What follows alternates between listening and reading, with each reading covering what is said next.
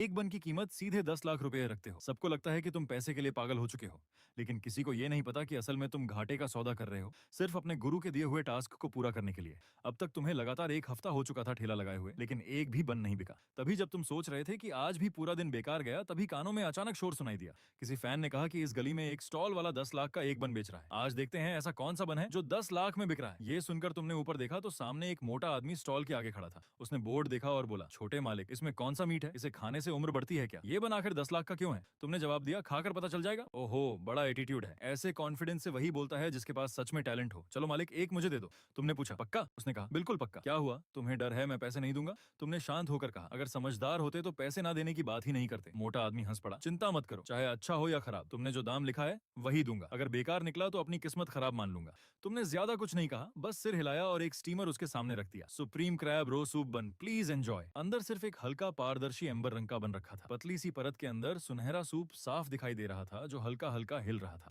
बीच में लाल रंग का केकड़े का मीट ऐसे दिख रहा था जैसे कोई धड़कता हुआ दिल हो। ऊपर पूरे 36 फोल्ड बने हुए थे, जो एकदम परफेक्ट मछली के मुंह जैसे लग रहे थे, लेकिन उसमें से जरा भी भाप बाहर नहीं निकल रही थी। रोहित और उसके लाइव स्ट्रीम के सारे दर्शक उस बन को देखकर दंग रह गए। ये खाना नहीं था, ये तो किसी आर्ट पीस जैसा लग रहा था। ये परत सच में है भी या नहीं? ऐसा लग रहा है जैसे कोई गुब्बारा हो। दिखने में तो बढ़िया है, रोहित होश में आते हुए बोला। पता नहीं किसी केमिकल या गोंद से बनाया होगा, आजकल टेक्नोलॉजी और मिलावट बहुत है। इतना कहकर वो हाथ बढ़ाकर खाने लगा, लेकिन तुमने तुरंत उसे रोक दिया। फिर एक पतली सी स्ट्रॉ और सफेद चीनी मिट्टी की प्लेट निकाली और बहुत संभाल कर बन उसके सामने रख दिया। पहले छोटा छेद करो, फिर सूप पियो, उसके बाद पूरा एक बाइट में खाओ। याद रखना, तुम्हारे पास सिर्फ 3 मिनट है। 3 मिनट बाद सूप का तापमान 65 डिग्री से नीचे चला जाएगा और उसका टेक्सचर 60% खराब हो जाएगा। तब ये बस कूड़ा बन जाएगा। रोहित ने आंखें घुमाई, इतना ड्रामा? फिर उसने धीरे से स्ट्रॉ बन के ऊपर वाले हिस्से में घुसाई। जैसे ही स्ट्रॉ ने पतली परत को छेदा, उसी छोटे से छेद से ऐसी जबरदस्त खुशबू निकली जिसे शब्दों में बताना मुश्किल था। उसी पल रोहित को लगा जैसे उसके दिमाग पर किसी ने हथौड़ा मार दिया हो। वो खुशबू सीधे नाक से दिमाग तक पहुंची और उसकी सारी समझ उड़ गई।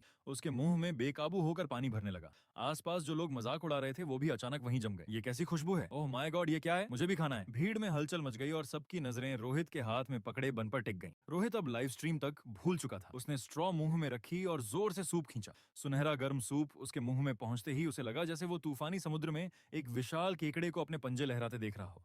फिर उसे बर्फीले पहाड़ों पर ताजा निकले मशरूम दिखे जिन पर अभी भी ओस जमी थी। फिर उसे पुराने तहखाने में रखी 30 साल पुरानी शराब की खुशबू महसूस हुई। रोहित को लगा उसके शरीर का हर रोम खुल गया है। ऐसी खुशी उसने जिंदगी में कभी महसूस नहीं की थी। उसे सच में लगा कि वो घुटनों पर बैठकर पूजा करने लगे।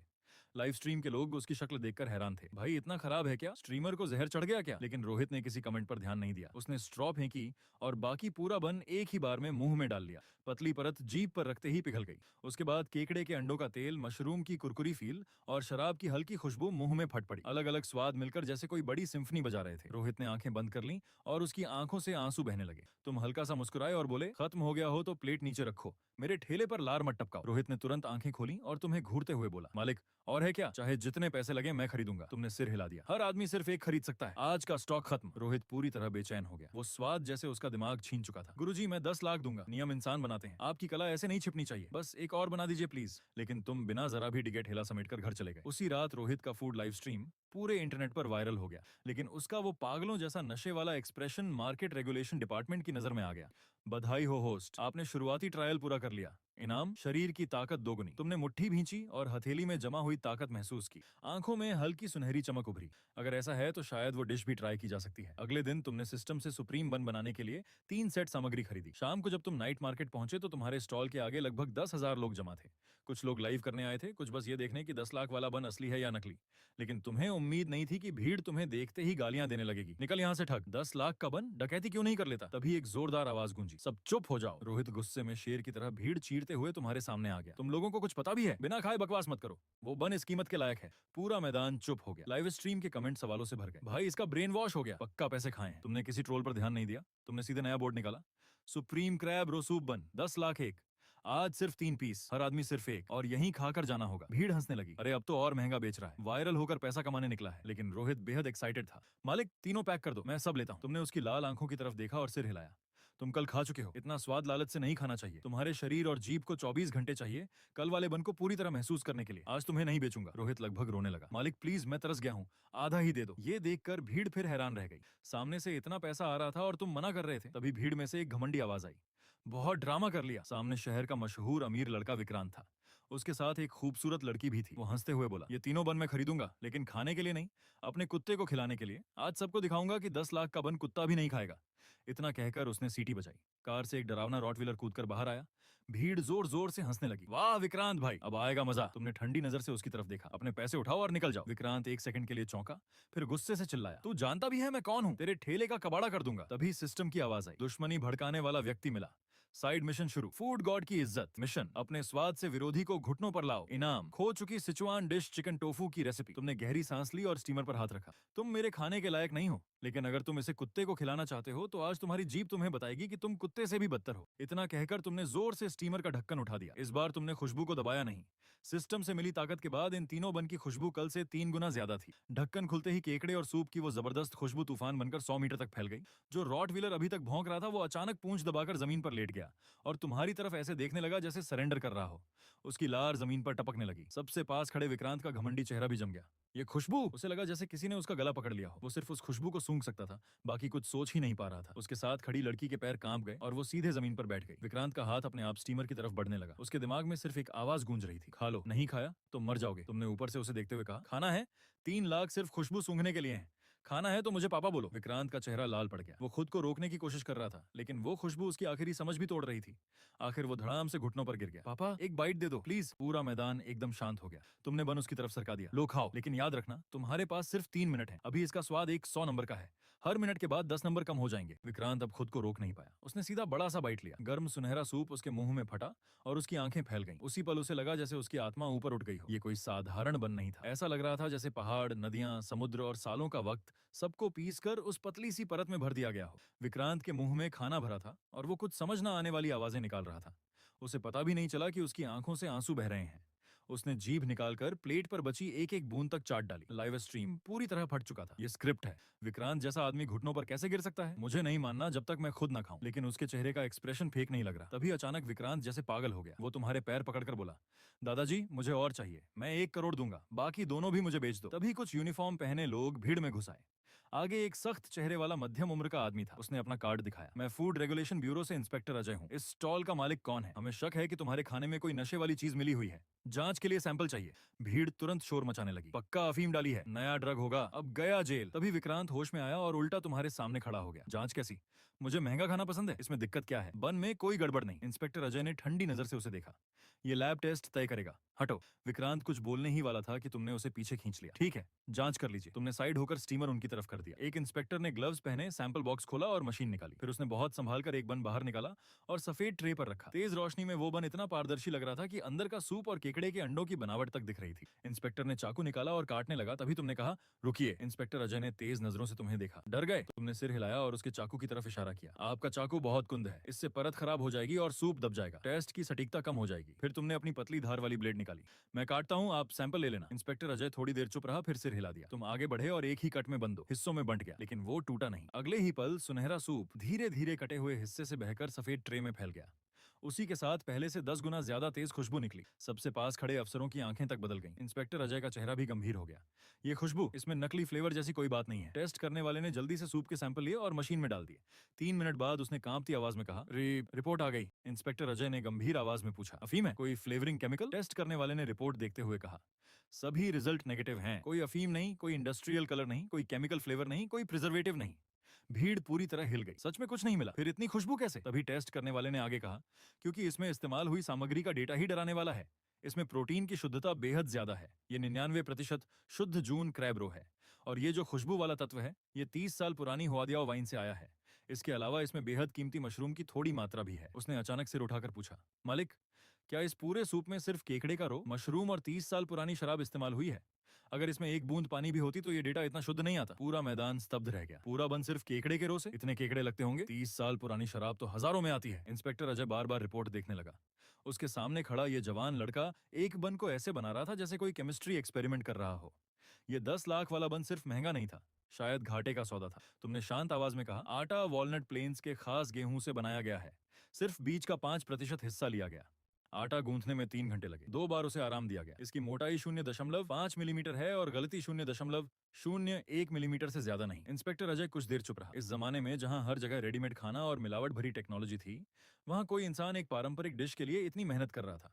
फिर उसने भीड़ की तरफ देखकर ऊंची आवाज में कहा, मौके पर हुई जांच के अनुसार इस स्टॉल का खाना सभी सरकारी मानकों पर खरा उतरता है और ये बन पूरी तरह असली है। उसकी बात खत्म होते ही पूरा मैदान फट पड़ा। ये सच था, रोहित भाई झूठ नहीं बोल रहे थे।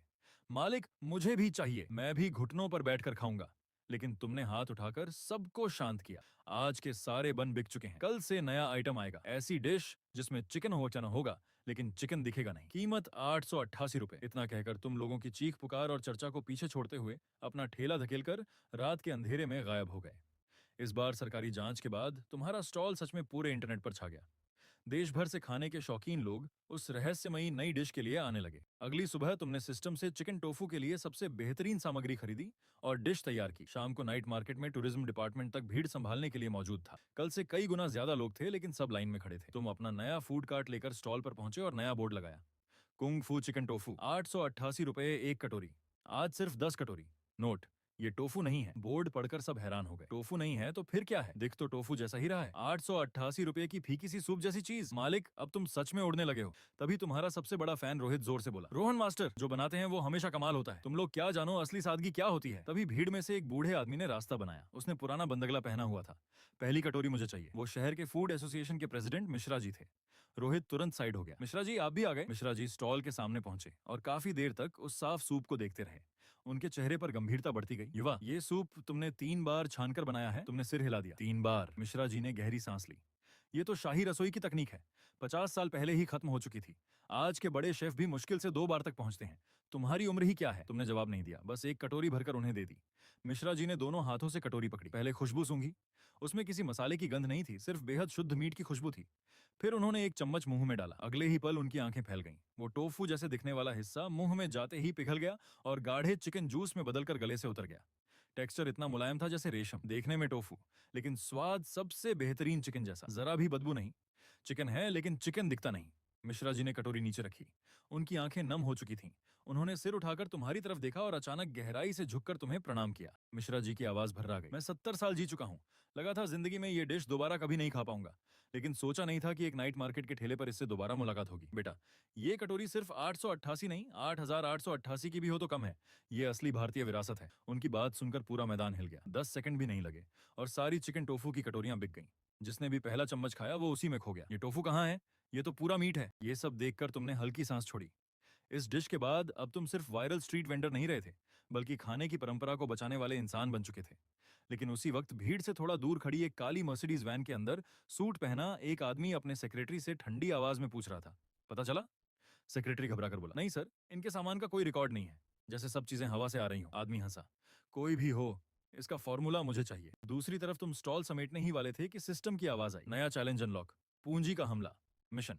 महंगे सामान की सप्लाई बंद होने के बाद भी सबसे आम सामग्री से टॉप शेफ को हराना। तुम हल्का मुस्कुराए। दिलचस्प। इस वक्त रोहित एक जिम्मेदार हेल्पर की तरह बर्तन साफ कर रहा था और लगातार बोलता जा रहा था, रोहन भाई, आपने लोगों के चेहरे देखे? जैसे सब नशे में चले गए हों। कल थोड़ा ज्यादा बेचेंगे ना? तुमने सिर हिलाया।